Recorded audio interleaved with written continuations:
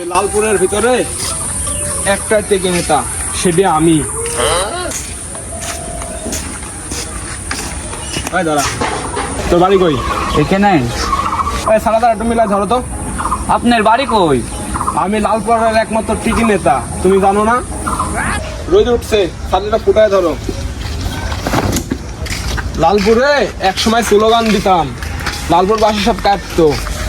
সত্যি কি লালপুরবাসী কাটতো না হুদাই কইতাছেন? কোথায় যাবো কে? লালপুরের টিকি নেতা ছিলাম আমি। মেলা দূর চলে আইছি, চলে গেলাম, চাকরিটা ধরেন। চলে যাবে কে? তোমার আমার হাঁটা পছন্দ হয়েছে। তোমাকে আমি পিএস হিসাবে চাকরি দিতে চাই, তুমি করবা নাকি? পিএসএস চাকরি, বেতন কত দিবা? মাসে 20 লাখ দিব। 20 লাখ টাকা দিলে কি পুষ্পি?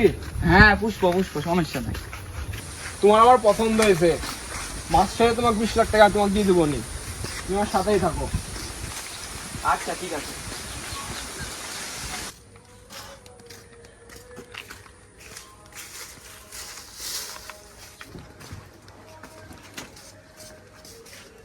এই দোকানদার এরকম অবস্থা কে? বিল্ডিং করো, টাইস ম্যাচ করো, টাকা লাগলে আমার তিন লাও। লালপুরের ভিতরে একমাত্র টিকি নেতা আমি, স্লোগান দিলে লালপুর শহর কাঁপতো।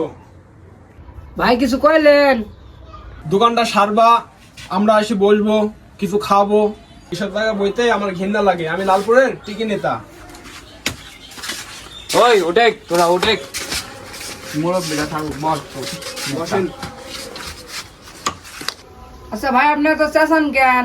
আপনার বাড়ি কই? আমি টিকি নেতা, তাই জন্য আমি চেঁচাই। আর আমার বাড়ি লালপুর ব্রিজের তলে। আর ব্রিজের তলে বাড়ি? কাগজের ফেলাতে আমার বাড়ি। তাহলে তো আপনি বড় নেতা, বাড়িঘর ফেলাতে ব্রিজের নিচে থাকছেন। ওসব কথা বলেন বাদ দে, আমার লিস্ট কর। জিনিস নেবো, টাকা দেবো না, লিস্ট কর। আপনি টাকা দিবেন না মানে আপনি কত বড় নেতা হয়েছেন? কানের পুর থাবড়া কান গরম করে দিমু।